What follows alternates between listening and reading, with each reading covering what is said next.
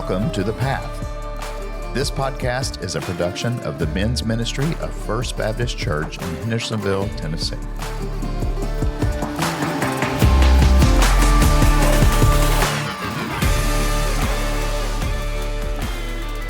Welcome to the Path Podcast. I'm Jeff Tarkington. Today we have our guest, Lucas Pinckard. Foster is not with us today. He is left for today for preteen camp, and his son is there, and I don't know, probably a couple hundred preteen people, so I'm sure he'll be ready to get home here soon. But I'm excited about having Lucas Pinckard on today. He is the pastor at First Baptist Lake Dallas, which is, I guess, kind of in the Denton type area, or close to it somewhat, between Fort Worth, Dallas, and Denton, in that area of North Texas. Yep. He's married, 2 sons. He is a host or co-host on a few different podcasts we're going to talk about in a little bit. And Lucas is somebody that Foster and I reached out to when this idea first came up, just to give us some tips and, gave us some direction on what we were going to do, and has been very supportive and helpful in this endeavor of doing a podcast that's trying to reach men, not just men, but anybody for Christ. So I'm excited that we finally get to have you on. Yeah, man, it's my pleasure, and I think it's appropriate that Foster scheduled this on his time where he wasn't going to be here, because he wants nothing to do with me, and I completely understand. Oh, that's great. So, of course, I said you're in Texas. Last time I did a FaceTime call with you, you had on your Texas rings, which stood out to me. Are they still on? Oh, yeah, for sure. I hardly leave home without them, except for to go to the gym. It's great. But of course, this is on video, but the rings go over 2 fingers and spell out Texas on them. That's right, because if it was one ring, then they would be considered brass knuckles, which then is classified as a paperweight, and that just makes everything really difficult to display. So you need the pastor with brass knuckles, right? That's it. Yeah, especially at a youth camp. 100%. That's why the kids never get out of line whenever I'm preaching. That's so funny. So, how long have you been the pastor at First Baptist Lake Dallas? So this is year, I'm trying to do quick math. This is year 8 that I've been the pastor at FBC Lake Dallas. And I've been at the church now for 11 years. Okay. So you grew up in Texas. Were you in the North Texas area, or? Yeah, so I grew up in the North Texas area. We spent a year in Hawaii whenever I was between like 4 and 5. Dad was out there with GTE, which is now, I think it's Verizon. Some places it's Frontier, depending on how they split all that stuff up. But he was laying what essentially was the infrastructure for the internet in Hawaii. And so he was working on a lot of naval bases. And they shipped some guys from Texas. They said, "Hey, do you guys want to go live in Hawaii for a couple of years on GTE's dime?" And my parents said yes.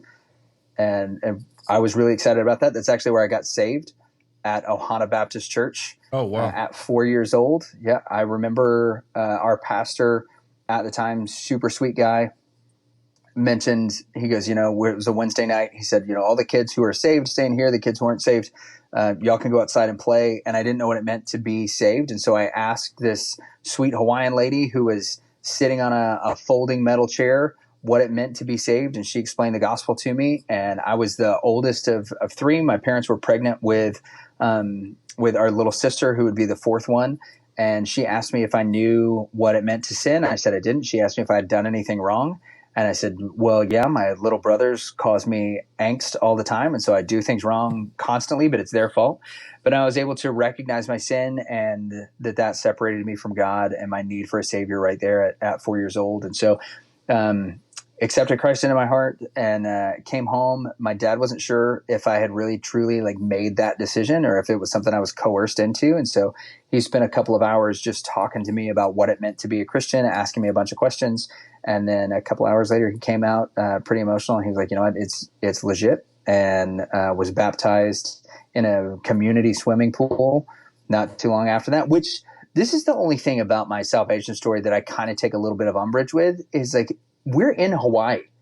Why am I being baptized in a community swimming pool? Why not the ocean? Yeah, exactly. Like, we're in Honolulu. It's not like it's a long drive to the ocean no matter where we are. You can like pass gas and go all the way across the island. Like why not baptize me in the ocean? But that's not what they chose to do. More controlled environment, I guess. So, or maybe they were worried since I'm so fair skinned that I would get sunburnt if they took us out to the ocean and did it, and they were doing it for my safety. So I don't know.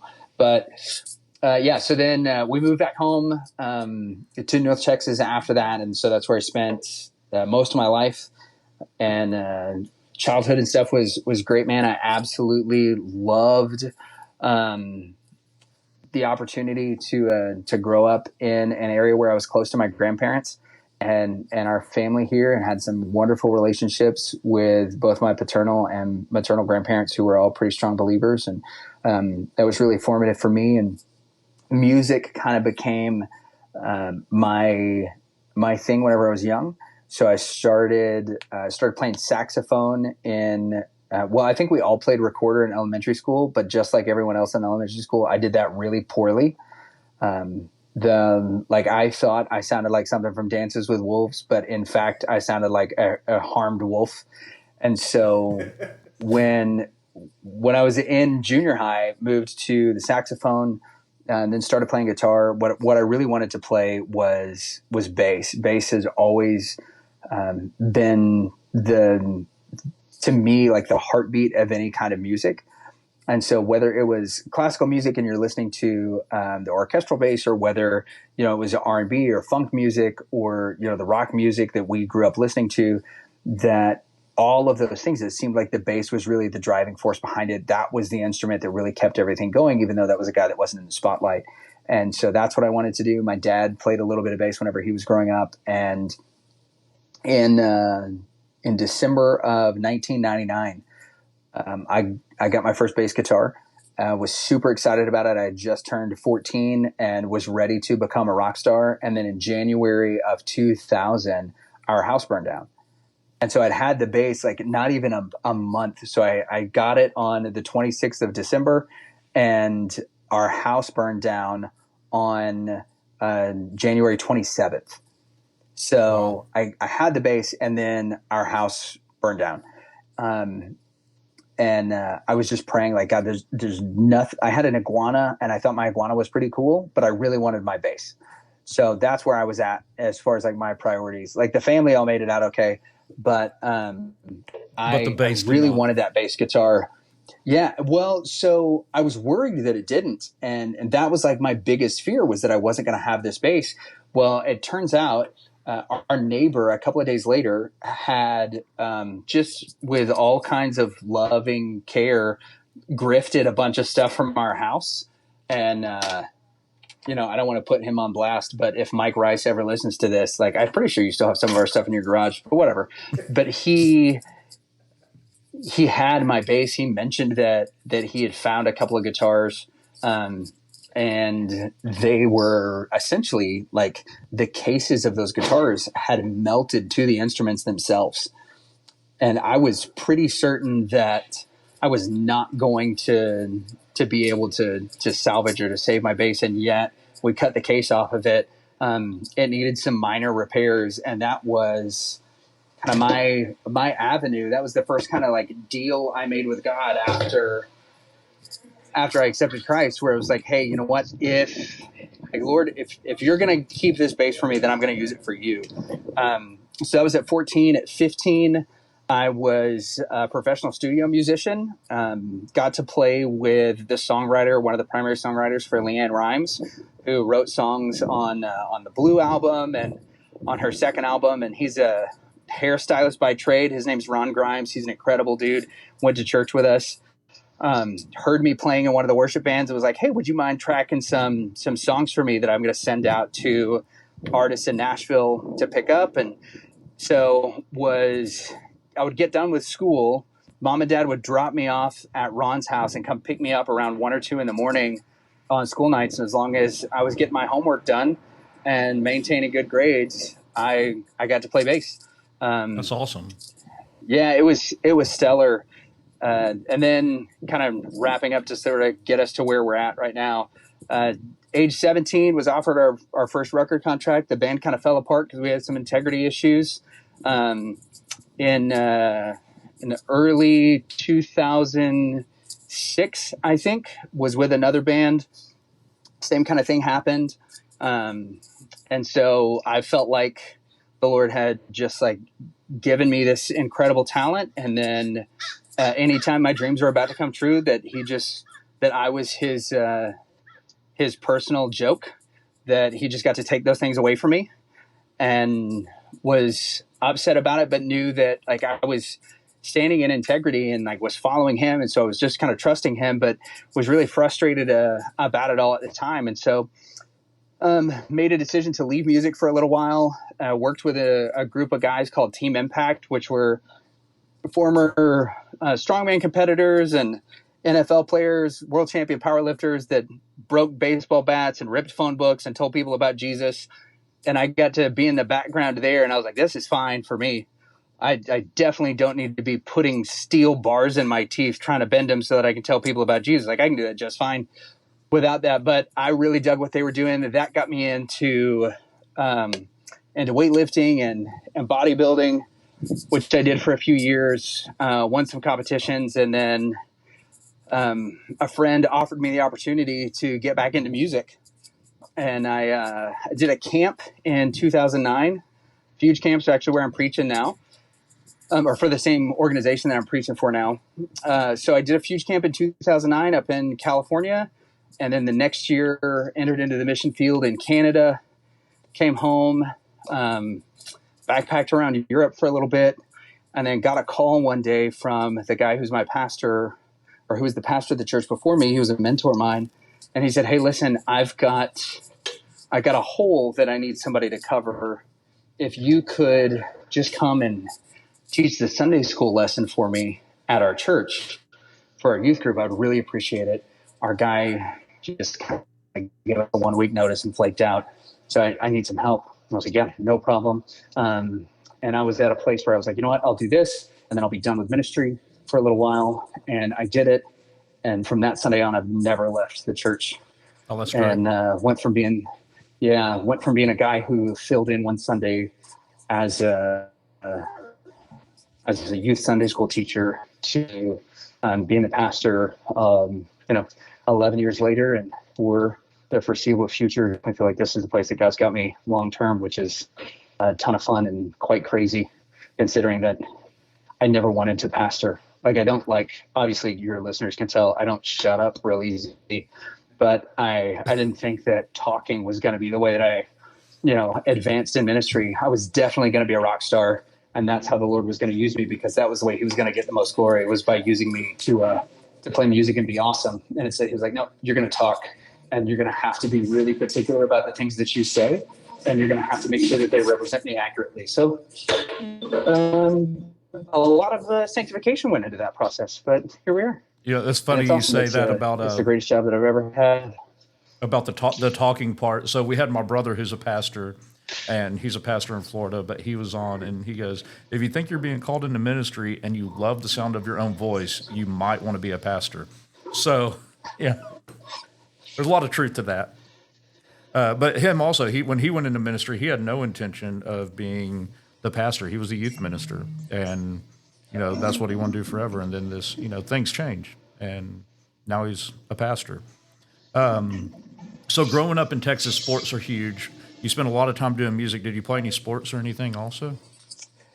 So I played football growing up in some private Christian leagues, and then I'm 5'8", and so there comes a point in the life of every person that has a proper Viking heritage, that maybe we were mixed with dwarf somewhere along the way from the Lord of the Rings books, and we realize, where I wasn't going to be a basketball player.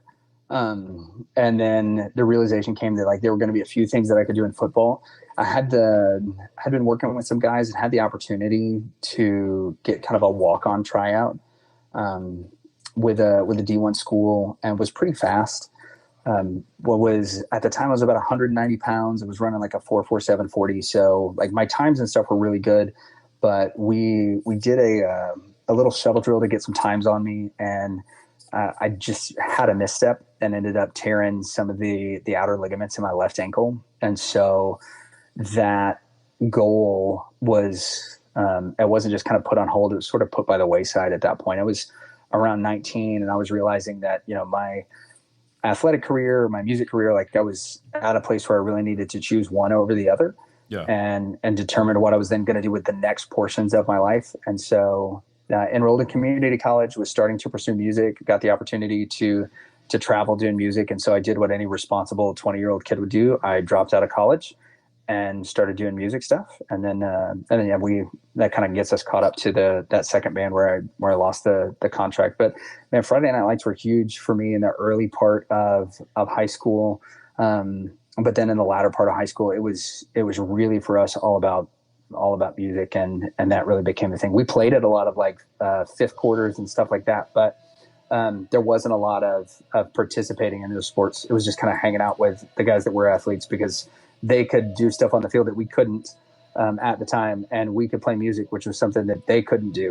Right. So that was that. Yeah, what's the old saying that every athlete wants to be a musician and every musician wants to be an athlete? Yeah, that's sort of where we were. We just sat unsatisfied in awe of one another for reasons that only genetics and the Lord know how to handle. So, with music being such a huge part, did you ever have any thoughts of moving to Nashville? Because I mean, it's country and Christian music here like crazy. So, yeah. So Nashville was on the list, and so was Los Angeles. So our first deal that we were offered was with Columbia Records, and the second was with Epic. And so there was, at the beginning with Columbia, they had some Christian subsidiaries that would have put us in the Nashville area.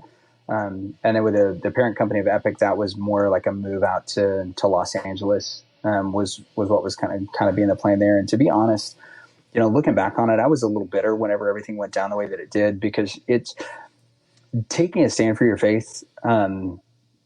You look back at it and it's a net positive, but in the midst of it, it feels like, you did the right thing and God took everything from you. Yeah. And it's incredibly frustrating to be in that position. And, you see a lot of David's laments in the Psalms, and this is, what I went through is minuscule compared to what David did. But, as particularly whenever you're young, you don't know how to separate the severity of emotions. Just any emotion you experience is the best or the worst thing that's ever happened to you in your life. And that's one of the things that, as a father now, I've got one of my sons is about to turn 3 in a few weeks. The other one's 1 year old. And, they're throwing these like incredible tantrums. And, my wife and I are like, what is this? And I stopped and I was like, this is literally the worst thing that's ever happened to him in his whole life.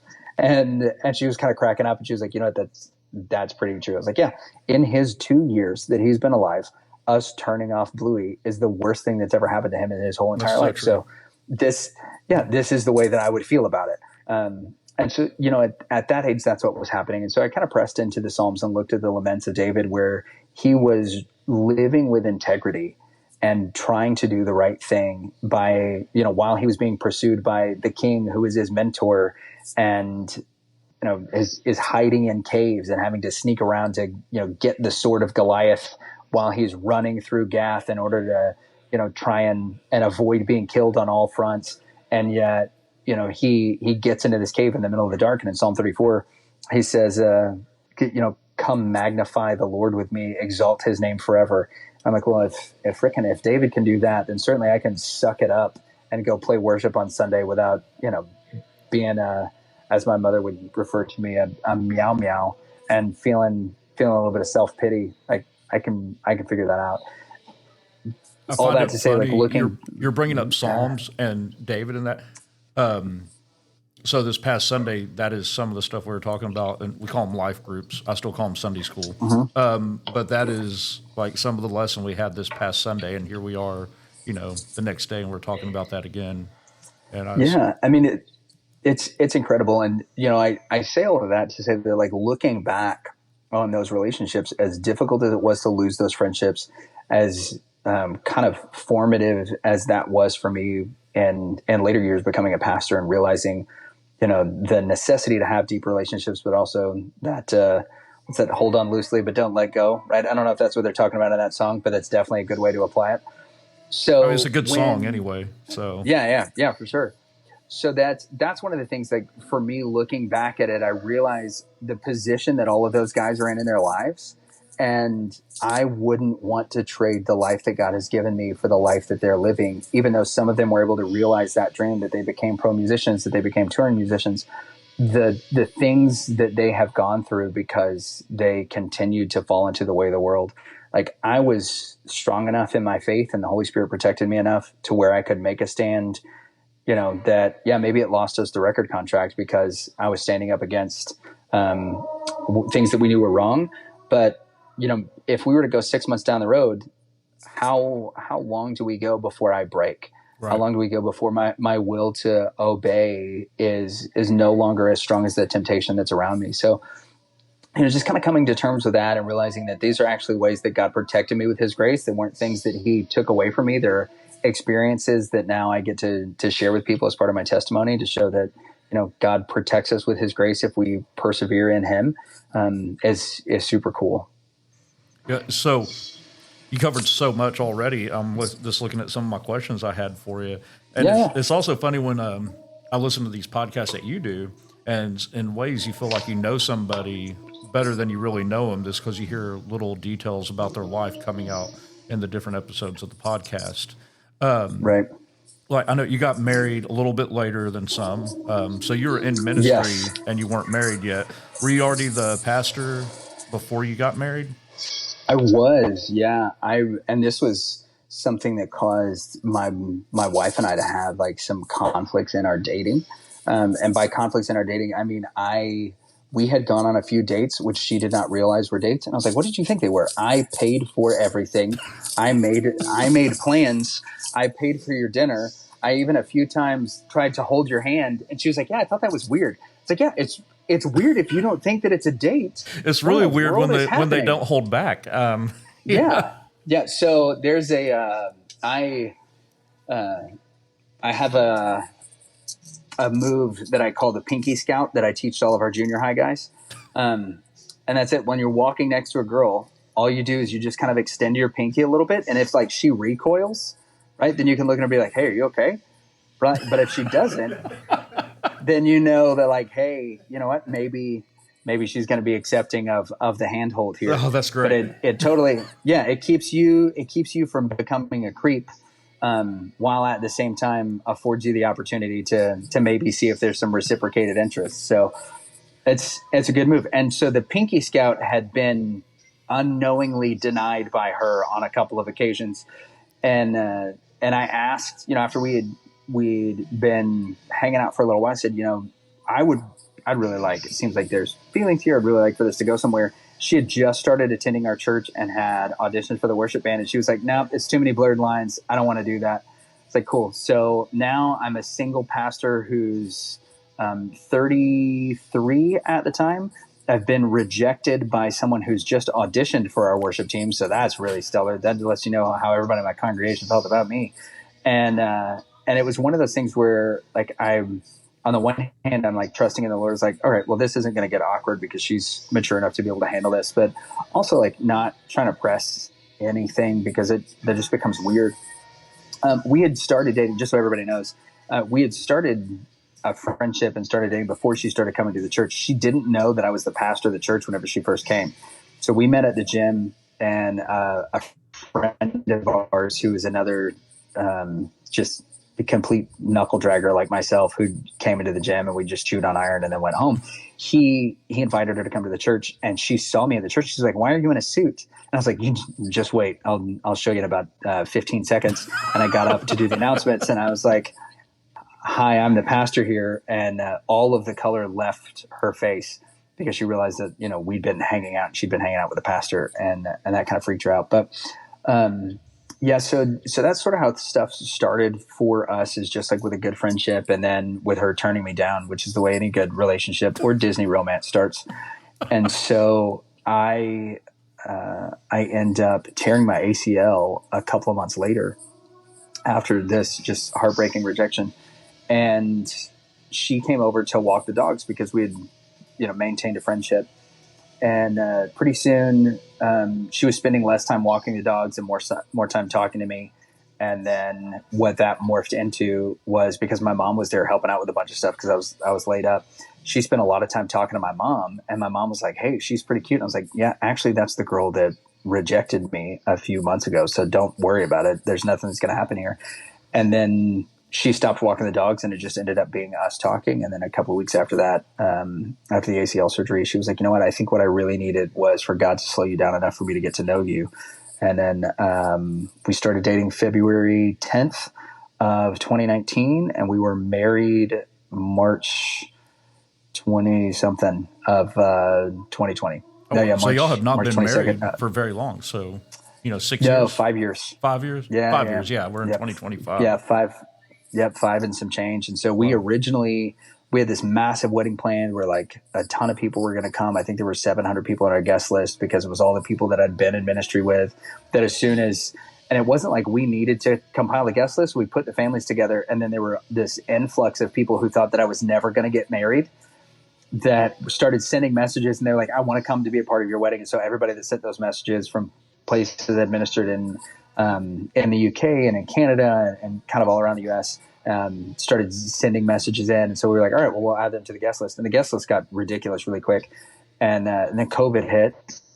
And then it went from like, hey, we've got like 400 people who have RSVP'd to now we can only have 100 people come, to now only 50 people can come, to now only 10.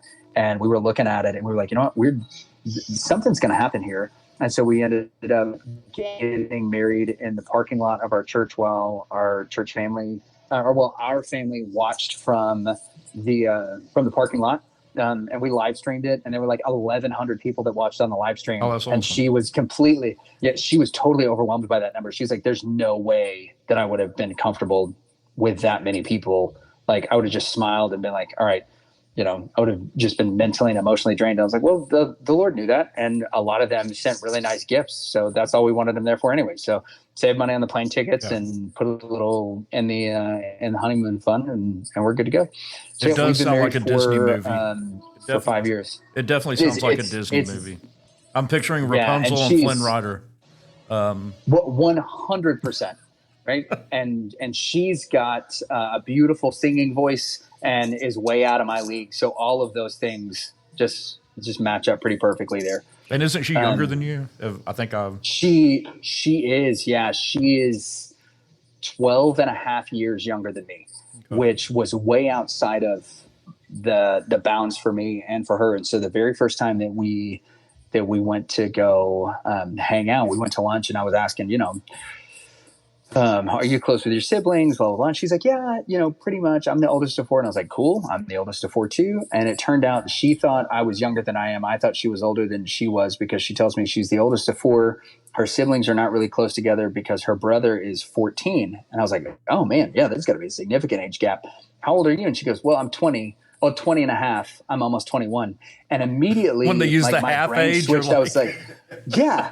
I was like, you're not pretty. You're adorable. Like, this is, and our conversation, and really the context of our relationship, our friendship changed, because it was no longer like me wanting to pursue her romantically. It was like, hey, here's this sweet kid that, unknowingly, I had a friend that had done some ministry work with that had taken his own life, and going to the gym at 5 a.m. was like, that was kind of where I got my therapy, because the rest of the time I had to pour into, the people who I was pastoring. And so what happened was, there was this really bubbly girl at the front desk who always had this fantastic attitude. And that was the first interaction that I had with another person every day. And that was her. And so just getting to tell her that, and I thought that would kind of be the end of it. And then we started hanging out a little bit more and seeing each other every day at the gym, and that relationship started to develop. And I was like, maybe, she is more mature than her age, like, and I'm definitely more immature than what I should be as approaching 40. So maybe this will, turn into something. And sure enough, she ended up being the one. And everybody in my family still refers to my wife as 20 and a half. And we celebrate her half birthday every year, because if not for that, then maybe I'd have lost interest. Who knows? So that's hilarious. That's great. Yeah, it's pretty awesome. Yeah. So I don't know how she grew up or anything, but she might not have had intention of marrying a minister. That's not a hard life for a wife. I think a lot of people take for granted how hard it is to be the wife of a minister. How has she embraced that? So she's embraced it like full on.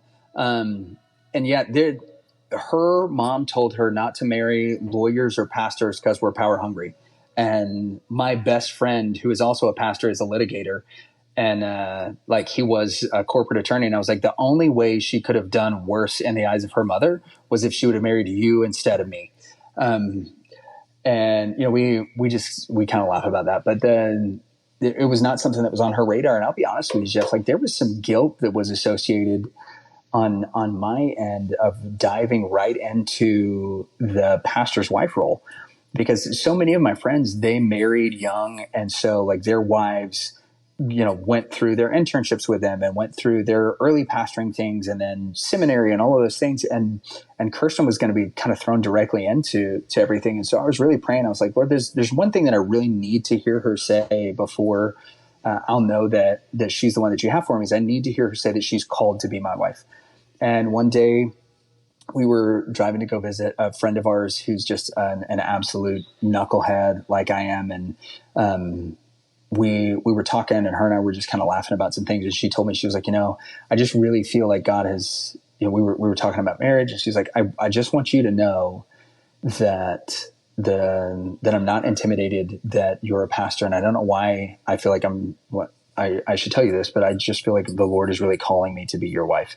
I never talked to her or anybody else about wanting to hear those things, just completely, you know, in my private prayer time with the Lord, whenever I was having quiet time, I was like, Lord, I just need her to say that so that I know and can know that like you're preparing her for the role that she's supposed to have, as this is supposed to be it. And so I pulled the car over, and I was crying like a baby. And she's like, did I say something wrong? And I was like, no, we need to just go ring shopping because now I know that I'm supposed to marry you. And she's like, oh, good, because I felt like we were supposed to be married already. So it was great. Oh, that's awesome. Yeah, it was crazy, but I do not recommend the shoulder of I-35 to pull over, because it was a terrible decision. It was really hard to get back on the highway, and could have ended that relationship before it got very far right there. So I'm going to jump ahead to, you know, how I got connected with you. So I was listening. JP Donnell came out with a podcast, and I started listening to that from the start. And you're one of the hosts on there. I guess you co-host on there, and so I started listening to it. I'm like, oh my gosh, these guys, JP Donnell, this Navy SEAL sniper that works for Jocko, he's very outspoken about being a Christian.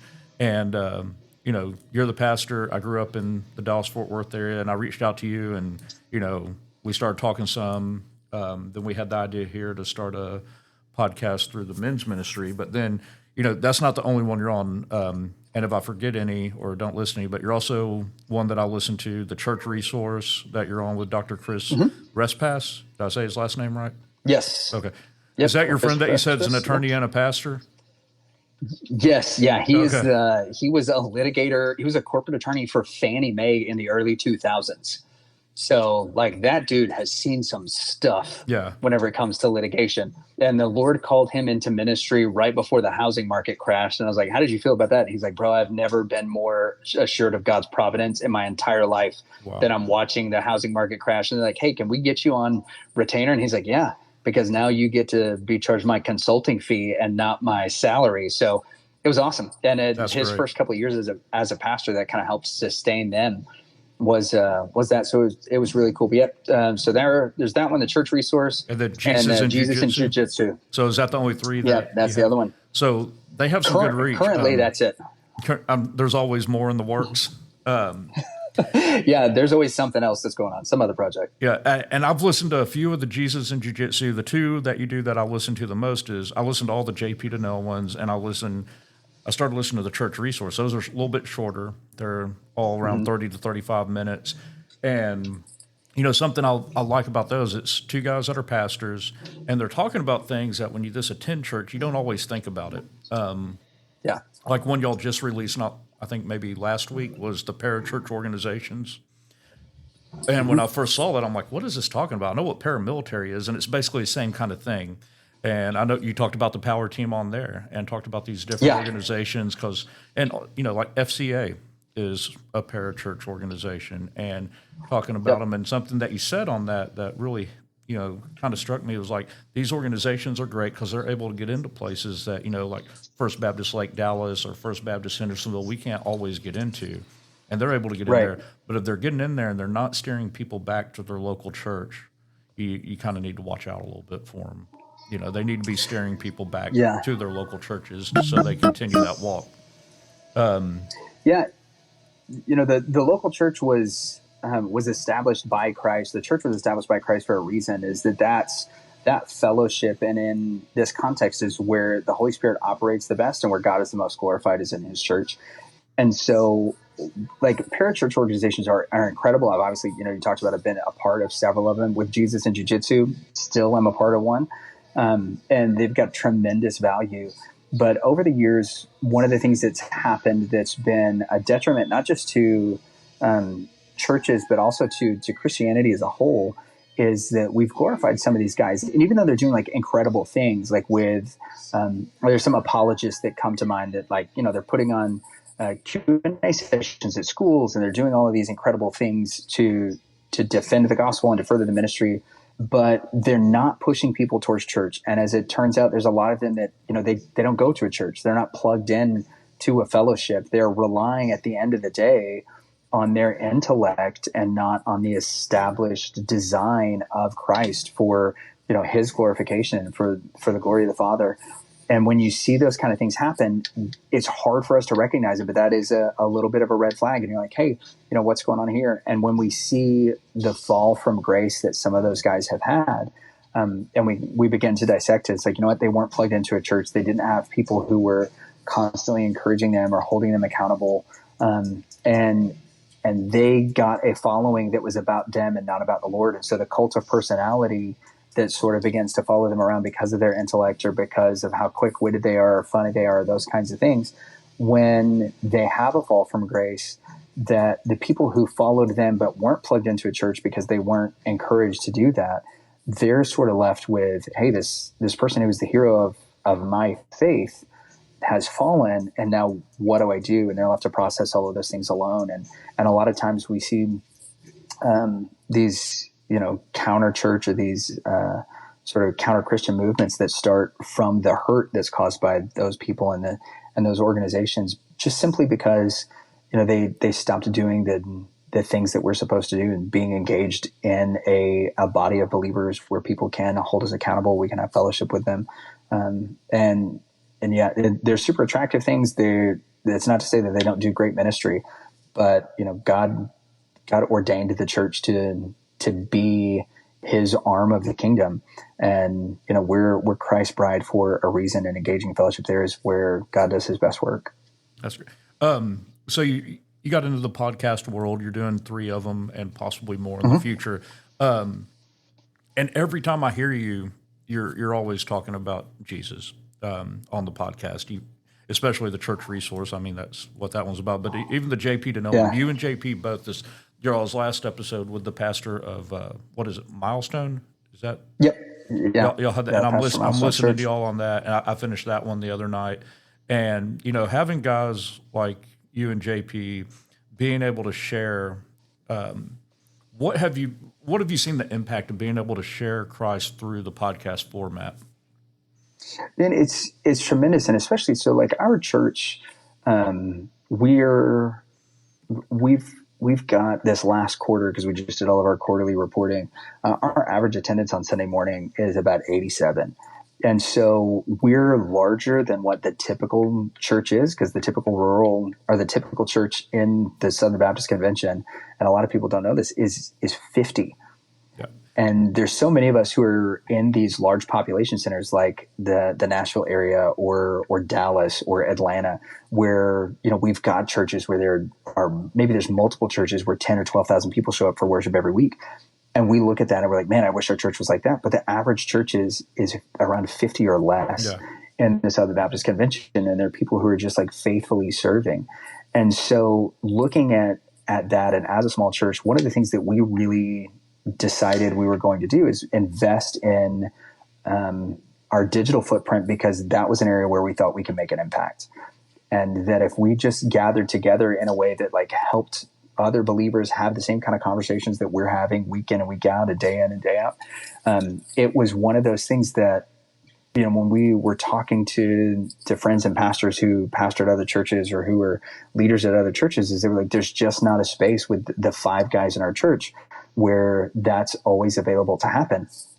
I'm like, well, my background is in music and in production. Could we create an online space that allows that to happen? And essentially that's what the Lord led us to do in 2019. And we played around with a bunch of different things. The very first thing that we did was a fake newscast for our church's fantasy football league. And so if you go look at those videos, I think they're still on the FBC Dallas YouTube channel. They're ridiculous. And we're playing with green screens and we're making up fake characters and we're doing just ridiculous stuff because it was just a sandbox thing for us. And then when COVID hit, we were a small church who had been uniquely equipped by the Lord to be able to just to broadcast immediately. Yeah. And then that's really where things picked up for us in the podcasting realm, was when there were so many people that were disconnected that, didn't have a church to go to. Maybe their church went completely online. And so there wasn't a place for them to fellowship and their church didn't know how to stream, to be able to, 1, help other churches do that. And 2, create a community where people could be free to engage in a community that was Christ-centered, where we were talking about particularly the issues that we were having as men and the frustration associated with a lot of us, like not being able to go to work or being in a place where we're talking with first responders and those guys aren't able to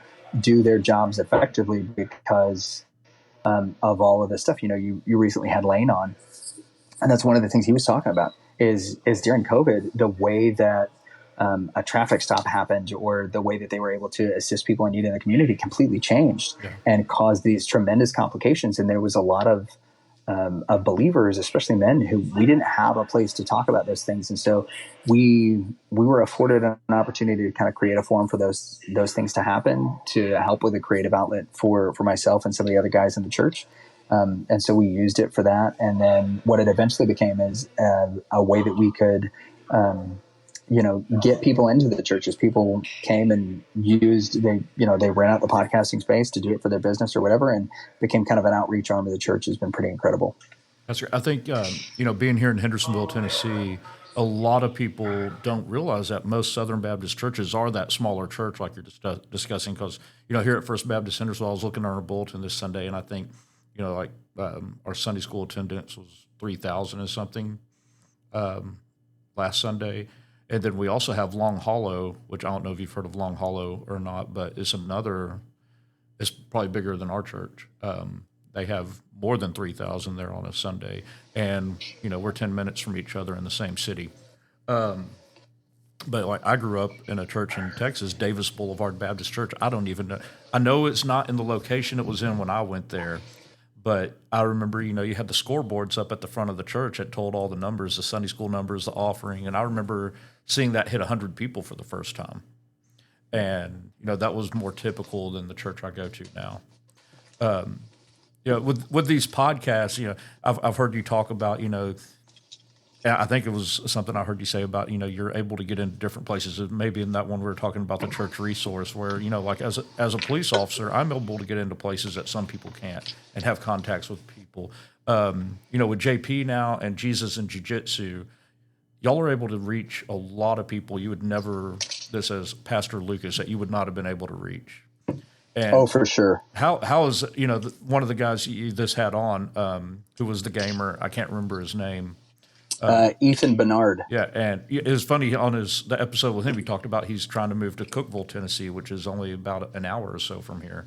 When he mentioned Cookeville, Tennessee, JP and I both lit up because we've driven through it, and he was so surprised that we knew where it was, and so happy that we were. We all kind of geeked out about that a little bit, which was I know a lot of people fun. in Cookeville. Drive through there quite a bit.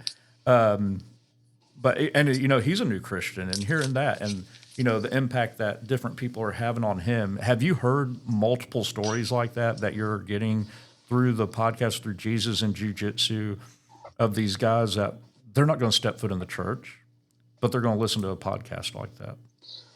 Yeah, so my favorite one is there's a guy named David Marr who started listening to the JP Donnell podcast and then started listening to our church's sermons. He's from Australia, lives in Melbourne, and he flew in on my birthday last year, and I got to baptize him in our church on my birthday.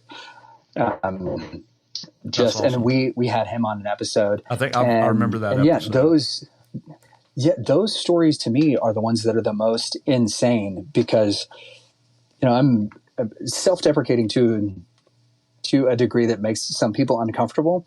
But the truth of the matter is that like it's not a false humility. Like I don't really understand why anyone would listen to what I have to say, and yet it's one of those that God's given me the platform and is just like, hey, you know what? You be faithful in preaching the message, and you be faithful in speaking the things that I'm telling you to speak, and I'll take care of the rest. And I think one of the things, and JP and I talk about this a lot, like he was a kid who grew up with a speech impediment, and now he speaks professionally for a living. And if God's going to give us this platform to be able to use it to impact people, I think that podcast in particular, we're top 1.5% in the world. If we don't use that for God's glory, if we're not using it to talk about our faith and about the things that God has done for us, then we are useless instruments for the gospel. So we're doing a sound check. Okay. I stuck on my other microphone so that we can do that if you get a little bit of an echo. But like we become then useless to God in the very ways that He has given us this voice and this platform to use them for. So yeah, we've gotten some of those testimonies. We had a family who got saved, and I'm not going to out them, but they grew up Mormon and have moved. To see that the Jesus they were told about is not the Jesus of the Bible, and that was the way in which they found that out, and how the Holy Spirit revealed that to them was through the podcast. And then a lot of pastors that over the course of the church resource that have, just come and reached out to us and been like, hey, listen, I didn't know that there were other pastors who struggled with these things. I didn't know that there were other pastors that were trying to determine whether or not VBS was the right decision for them to make.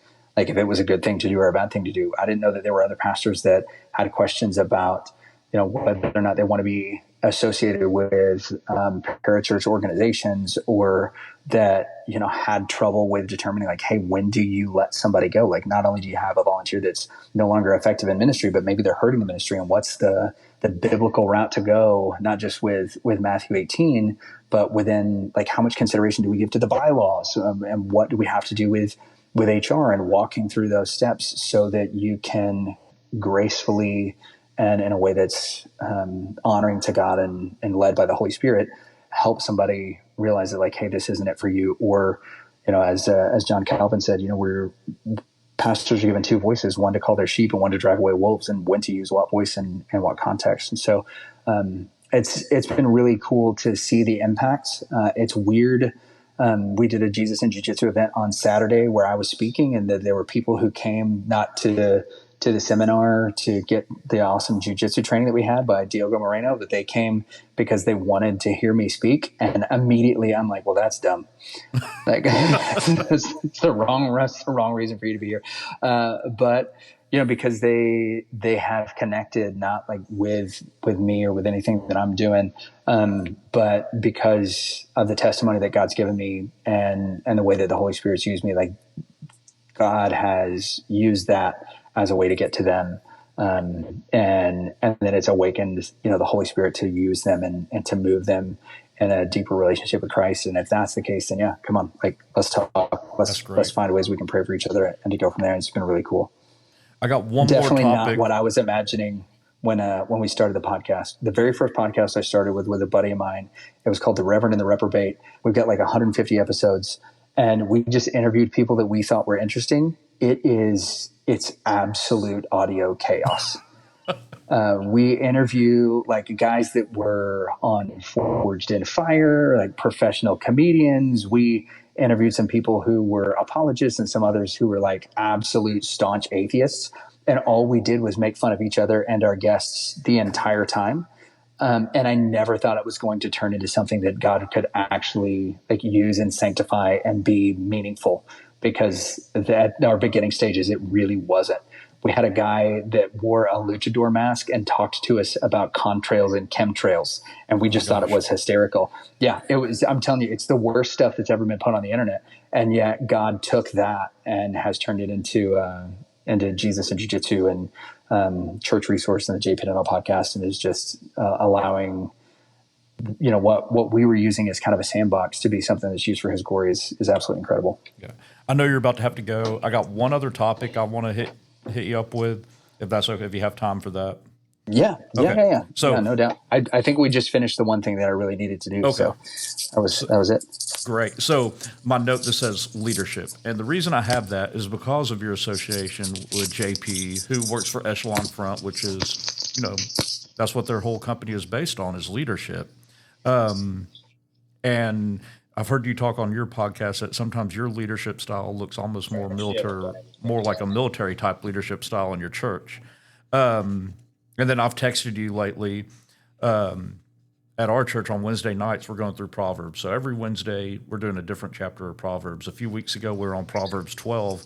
And as we're reading it, the very first verse of Proverbs 12 made me think of Jocko, him and Leifer, who started Echelon Front. And one of Jocko's terms that he always uses is discipline equals freedom, which with your association with them, I know you're familiar with that. But that first verse, Proverbs 12:1 says, "Whoever loves discipline loves knowledge, but one who hates correction is stupid." And I think I texted you that night. I think so. And I'm just like, oh my God. And, we had one of our pastors on, and he loves leadership, likes reading leadership books and different stuff. But as we're going through Proverbs and stuff, and, I've done other stuff like men's fraternity. I was doing men's fraternity the same time I was doing the workbook for extreme ownership. And I'm doing them. I'm like, man, this is the same stuff. It's just, it's very, very similar. And I would never not recommend these like extreme ownership or dichotomy of leadership or those other books. But man, all this stuff's in the Bible too. Well, and that's the thing that we've had the opportunity to highlight, is that all of those things are actually biblical principles. And if you were to listen to Leif talk, one of the things that Leif talks about before anything else is his relationship with the Lord. And him and Jocko have both said, these aren't new things. We're just putting it in a new way. Yeah. And the reason that I recommend particularly extreme ownership as a good jumping off point and a way to dive into those things is it takes the things that a lot of leaders do naturally and it puts it into terminology that's easy to understand and to disseminate, so that now you can do training on it. Because when you talk about taking ownership over something, like that's a really easy concept to be able to talk about and to elaborate on. But when you talk about taking personal responsibility for the negative things that happen within your organization, like who wants to do that? Nobody does. And, you talk about simplifying things, which is one of the 4 laws of combat. Like, yeah, that's easy. Let's simplify things. Well, when you want to condense talking points into ways that are easy for people to intellectually digest, like nobody wants to do that. And so there's so many books that talk about these things in that regard that make it, on the one hand, they're trying to set themselves apart in the marketplace, but on the other, by using the terminology intellectually available, what you're doing is you're eliminating a lot of people by making things intellectually unavailable just by way of the vocabulary that you're using. Yeah. And in extreme ownership, the biggest thing with them is that they put everything in a context where it's super easy to understand. And one of our very first episodes that we did with the JPNL podcast, it might have been our first Q&A episode, we talked about all of the biblical parallels to extreme ownership. The 4 laws of combat are, you've got cover and move, prioritize and execute, simple, and decentralized command. And there are a myriad of biblical stories that go with each one of those things, right? If you've never read the story of Moses and Jethro, where Jethro, his father-in-law, comes to Moses and he's like, listen, if you try to solve all of the people's problems like you're doing right now, you're going to kill yourself by working yourself to the bone. So why don't you separate things and give them people over 10s and over 100s and over 1,000s and then 10,000s, and then they can come to you with the really, really big issues. That's decentralized command. When you look at prioritize and execute, Like the Lord, whenever he's sending out his disciples, he gives them instructions on exactly what they need to be doing. Right? We're going to baptize people in the name of the Father, Son, and the Holy Spirit because we've created disciples. Then we're going to teach them everything that Christ has commanded us. If we teach them everything that Christ has commanded us before they become Christians, there's going to be so much of that stuff that they can't understand. And so every one of those things is absolutely a biblical principle, and I think that that's one of the reasons it's so easy as Christians on the JP podcast and on Jesus and Jiu-Jitsu, and even we're about to review extreme ownership on the church resource. One of the reasons it's so easy for us to talk about is because those things are taken straight from the greatest leadership book that's ever been written, and that's the Bible itself. Yeah, it's funny. So I don't know if I was on LinkedIn or Facebook, but something today, and a video popped up of Jocko, and he's talking about yelling at people. And, it said something like, nobody's ever been yelled at and walked away and thought, man, that was great. I really enjoyed that.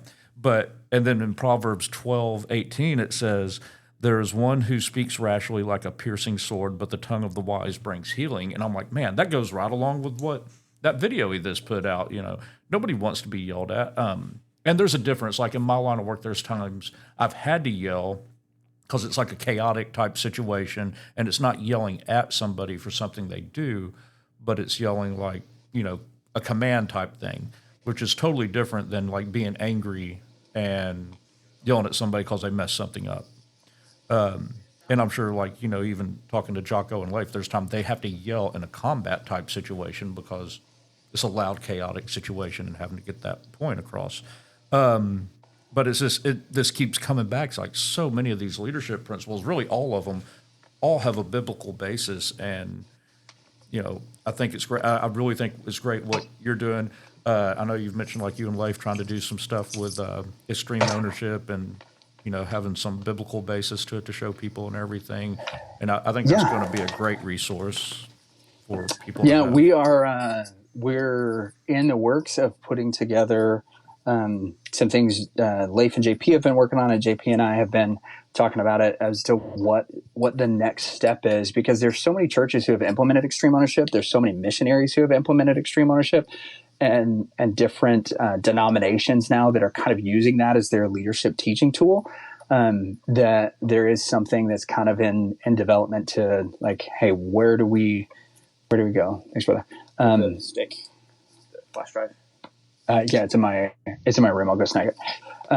Sorry, we're doing a little production stuff for the thing, but there are some things that we're working on so that we can take this model to churches in a way that presents it with the scriptures that influenced the book itself, that influenced the principles, and do it in a way that allows not just not just the people who are reading it from a secular standpoint and reading it and being like, oh, this is great advice, but for the church itself to look at this and evaluate it based on the scripture and realize, like, hey, these are biblical principles because there's nothing new under the sun, and also because, like, all truth is God's truth, and if it's effective, then there's a reason for it, and use it as a way to be a teaching tool for churches. And so that's something that's kind of in the works. We don't know what form that's going to take yet, or how those things will happen, but we're working on a conference model right now at a leadership training thing where we're sort of developing that. But I hope I haven't already said too much, but that's something that has been in the works and that the guys have been pretty open about. I think that's great. I think it's something that's needed. And I think that this, like we've said a minute ago, it's going to have an impact and get a different reach than other resources will. So, and that's what it's all about, is reaching more people.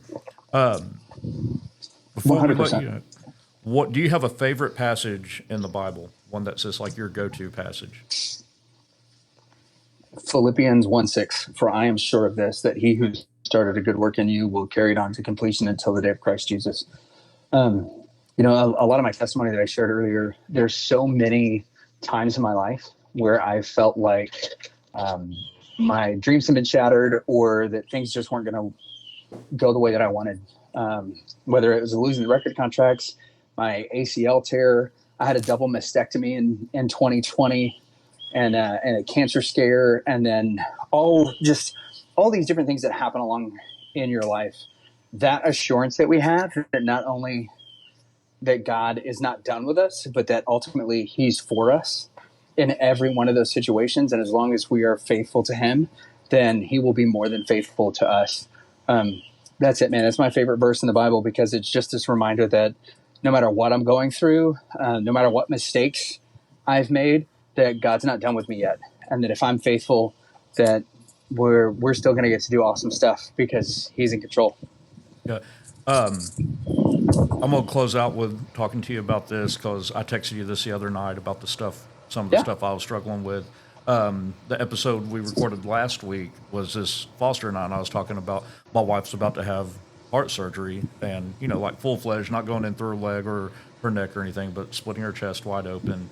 So it's quite the event. And when I was talking with Foster on the podcast and talked about my concerns, and one of the questions he asked me, because I brought up how glad I am to have godly men that I can talk to, and you're one of them, because, I text you, even though we haven't met in person, you talk to people and it's just like, okay, I know I can text him and get, he's going to say something back that's going to help me. But I've talked to some pastors here at Foster and this different people, and he asked me, he goes, well, if you didn't have these godly men, what would you do? I go, well, I'd probably still be talking to people, but I wouldn't be getting the right kind of advice or the right kind of, direction from them.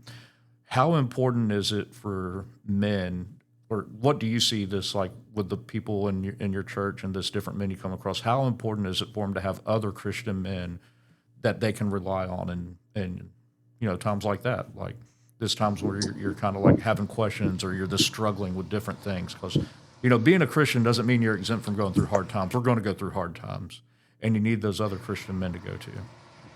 Yeah, 100%. I think if we were to look at shared experiences across the globe, is the one thing that we really all have in common, no matter our social standing, no matter our economic standing, our race, ethnicity, like any of those things, is that we all experience suffering in one form or another. Like the most common part of the human experience is suffering. And the Bible is really clear that we need, as believers, we need one another to bear each other's burdens, because life is so difficult and so challenging. And, if you look in the secular world right now, one of the things that we're seeing that men in particular are craving is this sense of belonging. And it's the reason that guys like Joe Rogan, it's the reason that guys like Jordan Peterson have such massive followings, is because there are these groups of guys who are lonely, they're disengaged from society. A lot of them are disengaged even from their family.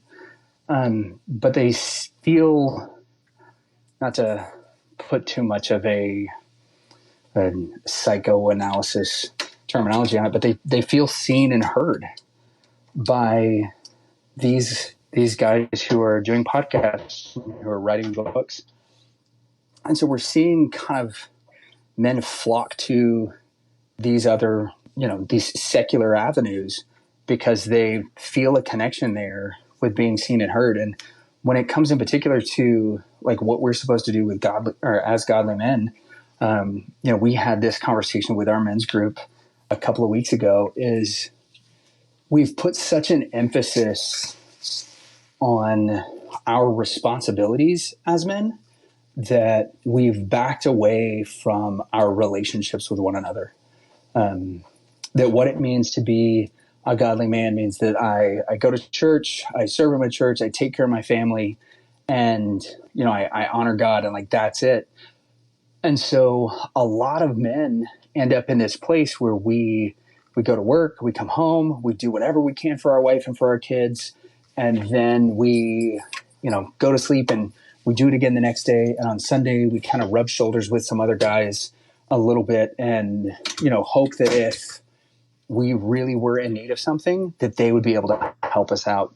And that's really not even close to what the biblical model is. And I think the guy who I would encourage all men to read is, there's a guy named Stephen Mansfield, who he's got 3 books where he kind of unpacks all of this stuff. The first one is called Mansfield's Book of Manly Men.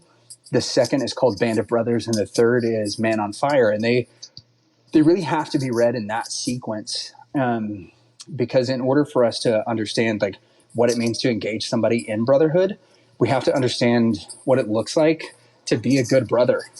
And knowing that, as one of my friends says, brotherhood is expensive, as that it costs us something to be able to get something out of those relationships.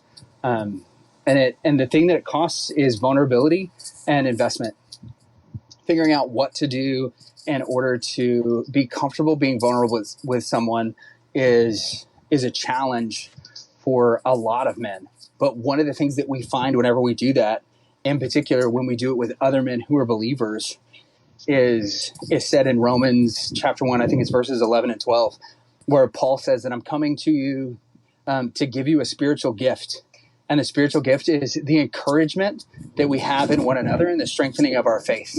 Like there's nothing weak about being vulnerable with other men that are going through the same thing that you're going through. What's happened though is we've stopped talking about it because we've replaced that really key portion of our relationship with the Lord, which is the fellowship that we have with one another. The way that the Holy Spirit encourages us and builds us up when we are in fellowship with one another. Paul calls that a gift of the Spirit, that we've replaced that with this idea that godly manhood looks like I take care of my family, I take care of my church, and then if there's anything left, I can take care of myself a little bit.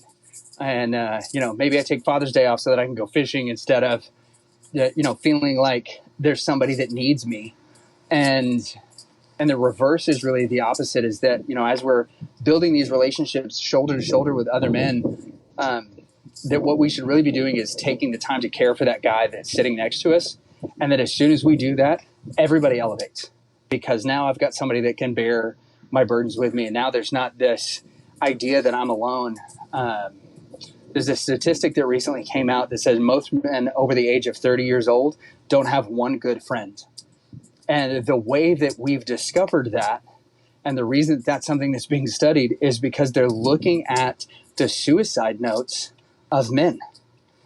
And there's this common thread within all of these notes that have been left to wives and to family members and to roommates that says, I don't have one good male friend. As much as we want that engagement, we want somebody to be our friend, we really have to understand that it's our responsibility to step out and to be a friend to somebody else. And that's really what it means to like follow in the footsteps of Christ. Jesus says, you're my friend if you do what I command you. But right before that, he says, greater love has no man than this, that he lay down his life for his friends. Jesus gave us the example that if we want to have friends, then we need to be a friend to someone else. He made the sacrifice to give himself for us, which shows that he is the ultimate friend, and that we can prove that we're his friends if we do the things that he's asked us to do. When we show ourselves first as a friend for others, we'll find their return on that relationship, on that investment, is going to be massive. Because when we need something, or when we're in a place where we're in trouble, or where we're experiencing tragedy, I mentioned on the Jesus and Jiu-Jitsu podcast, I think I've talked about it on JP Donnell as well, a couple of months ago, my cousin was burned alive in his home. And we don't know what happened. We don't know if somebody did it. There's an investigation that's ongoing. But I can tell you that because of the brotherhood that was around me, because I've was friends with guys and showed myself to be a good friend to them, that they've reciprocated that. And it's not just me that's benefited. It's his kids who have benefited.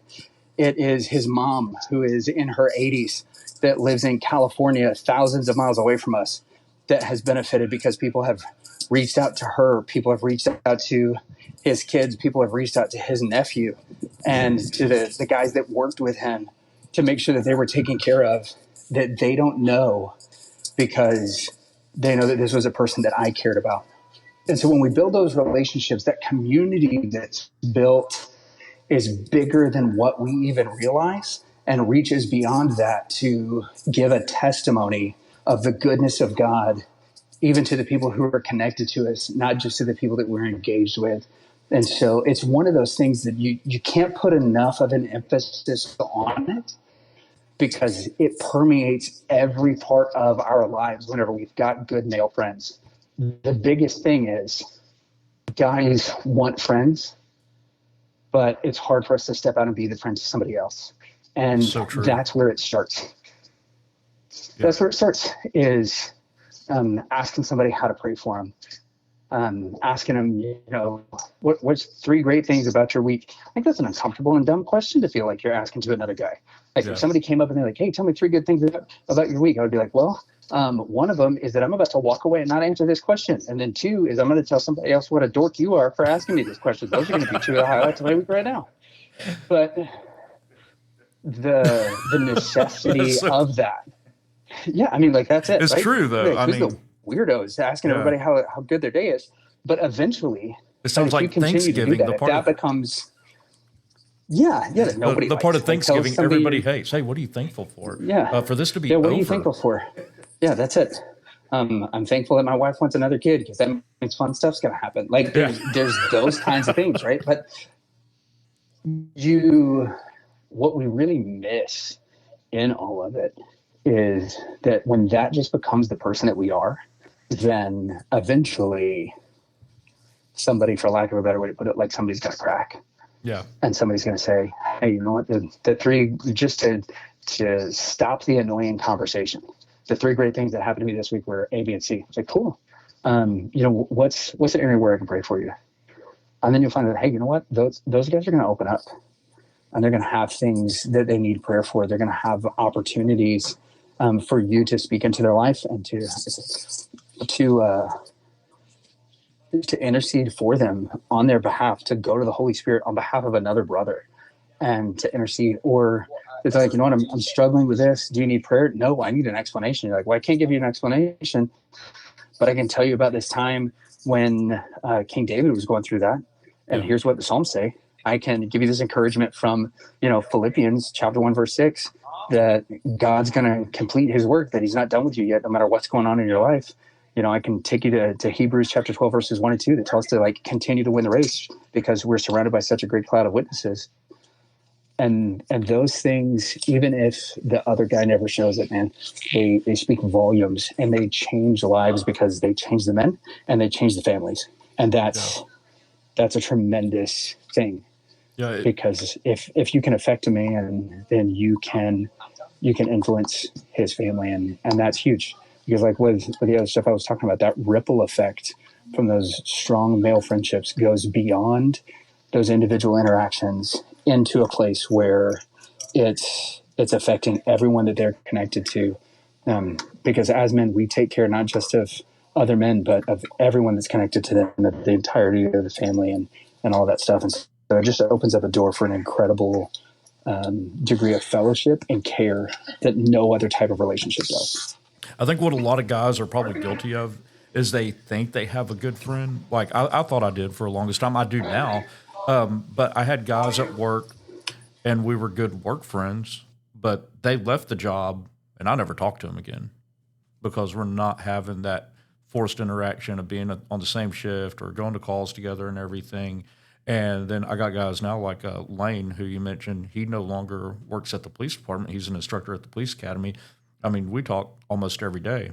And there's other guys like that in my life now. And I don't know if it comes with, maturity, realizing, I really do need somebody that's a real friend, not just that, hey, we're on the same shift together, so we'll kind of hang out and have lunch together some.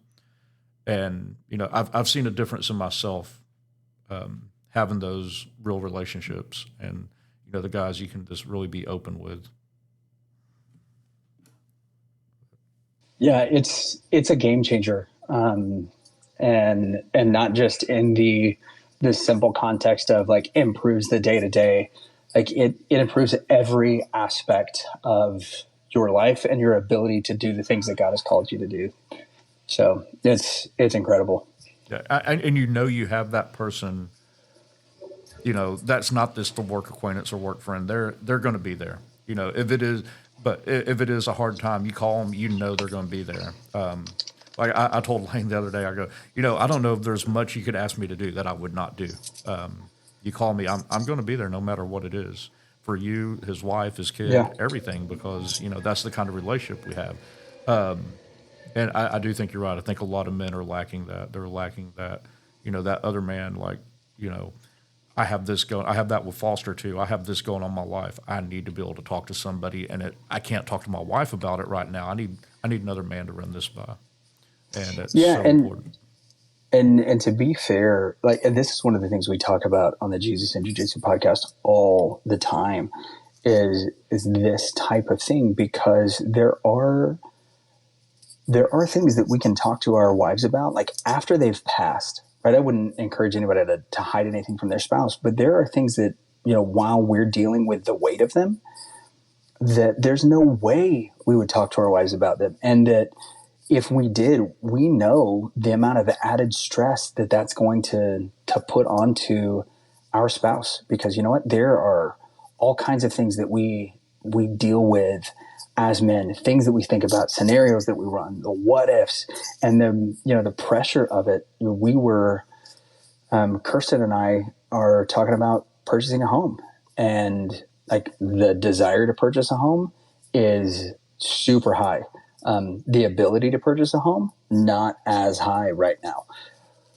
But when we look at the way that I'm processing the information versus she's processing the information, when we're talking about homes and looking at mortgages, and we realize okay, this is out of our price range, this is out of our price range, but this is what we want. What I hear is not, oh, this is my wife's dream home. What I hear is, in order for her to have what she wants, I need to make, $1,500 more a month. And so instead of being able to just have that conversation, I'm taking on all of the pressure and the stress of how I'm going to make that happen. Yeah. What is it that I'm going to have to do in order to do that? And that's not a conversation that is always healthy for us to have with our wives, because we may end up in a place where, hey, you know what? They know that it's coming, or they see the pressure, the stress that we feel. And so there are going to be things that they don't talk to us about because of that. And going to another guy and having the opportunity to have a conversation with him and say, hey, is this unreasonable for me to feel that? Like, no, this is it. And then you can come back to your wife after you've kind of fleshed it out, gotten all the emotion and stress and strain that are tied to it, and say, hey, listen, when we were talking about this, this is what I was feeling. I know this isn't what you were trying to say, but as we're processing these kinds of things, like let's approach it from this angle, or let's do this, or maybe, a couple of months down the road, we're able to bring it up in a way that doesn't make her feel like, by having conversations that are necessary to have, that she's piling things on top of us and that we're going to crack. Not that we've got to be like super strong, but also that there is something about the women that most of us have married where they want to protect us from as much as they can too. And we don't end up in a bad place. Those friends that we have, those other men, are able to speak into that in ways that our wives never could. And it's really, from a biblical standpoint, it's not appropriate for them to have those conversations with us. If your wife tells you, hey man, you're doing something stupid, that stings a lot more than if your buddy does. Because if your buddy says you're doing something stupid, you can go and tell your wife what a terrible friend you have because he thinks you're an idiot. Whereas if your wife thinks that you're doing something dumb and you go and lament to your friends about that, then all of a sudden, like, now that becomes a problem, and you're not just devaluing, but also, speaking harshly about your spouse, which is not something we're supposed to do at all. Right. So, yeah, it's so true. Like the stuff I'm going through right now, like, it's similar. It's a little bit different, but similar to that. Like, there's things I can't talk to her about, like the fears that I have, because, as a husband, I'm supposed to be her protector. I'm supposed to be the one that keeps the family safe. Well, with her going in for heart surgery, I can't keep her safe. And, you have that fear. Well, what if something goes wrong? And that's my fears. And I can't talk to her about that because I don't want her worrying about me and my emotional state with her going in and having this done. The only thing I want her to worry about is, healing, going in, healing, being worried about that, knowing everything else is going to be taken care of. So, and it's like, hey, she goes, hey, I really want you to talk to me about this. I'm like, I can't. I don't want you worrying about anything that I have going on in my stupid brain. I got other avenues for that. So, I think that is kind of key, that you have to have those people other than your spouse. And it's not keeping something from her. because I don't think you should do that either. Yeah, and that's the tricky part with it is, you don't want to be, you never want to be dishonest, but and I think this is a thing too about like that trust with your male friends, particularly as it relates to your relationship with Christ and your family units, is that, when you've got good godly men in your life and you go and you tell your wife like, hey, she's like, I want you to, how are you feeling? How are you processing this? And you say, hey, you know what? I've been talking to Foster and I'm processing this with him. She's like, okay, cool. Yeah. She trusts Foster. She knows that you're not going and getting poor counsel, that you're going to somebody, you're getting good biblical counsel, that you've got a strong relationship and friendship with, somebody that she can also trust, where like they just want to know that we've got an outlet more often than not, and that we're not bottling everything up inside, waiting for like the final straw. Yeah. And yeah, so Bill Burr, who's this comedian, talks about how, like with men, what we do is we take our feelings and we put them in a jar and we put that jar in the middle of our chest. And there's a shelf that's just full of these jars. And then one day somebody's going to cut us off in traffic or cut in line at Home Depot, and every bit of anger that we've got jarred up that shelf's going to fall. It's going to shatter, and it's all going to come out on that guy. Yeah. And that guy's day is going to be ruined. And I'm going to feel, I'm going to feel better. And my wife's never going to have to deal with it. And that's the way that the world has taught us to deal with these things. But as believers, God says, hey, you know what? Actually, what you're supposed to do is you're supposed to go and talk to your brother about this so that they can help bear your burden, so that they can pray for you and encourage you in the Spirit. And that's what we've got to be doing. Yeah. Man, I think you took so much time out of your day for us today, and I really appreciate it. One of these days, we will probably actually meet in person. Either you'll be in Nashville for something, or I'll be back in Dallas-Fort Worth for something, and we can actually see each other in person instead of over FaceTime. Yeah. Hang out and argue about barbecue. I'm all about it. Yeah. I mean, there's nothing like Texas barbecue. This is true. But yeah, I need to get back to Texas. I'd love to have you up here for something. We have enough going on in the Nashville area. You can find some reason to come here, I'm sure. 100%. But I'm going to pray for us and let you get back to getting ready for youth camp and having, this everything. So, all right. Amen. God, I just want to thank you for, giving us this avenue through podcasts, and, really thank you for Lucas. He's been an inspiration for doing this podcast, being able to reach people for Jesus and letting them find you through different avenues and what we have thought as those traditional avenues of this coming to church and everything. They can find us on this digital format of podcasts. You can hear, men just sharing about Christ and the impact that he's having in their life. Be with Lucas this week as he's preaching at youth camp and reaching these young men and women, that they'll be able to find you and have a closer walk with you. Be with all the men in the world that they need to find you. They need to be the leaders that God wants them to be the leaders of their home. Be with us as we continue going out throughout this week, and let us be a good example of what a Christ follower is. Amen.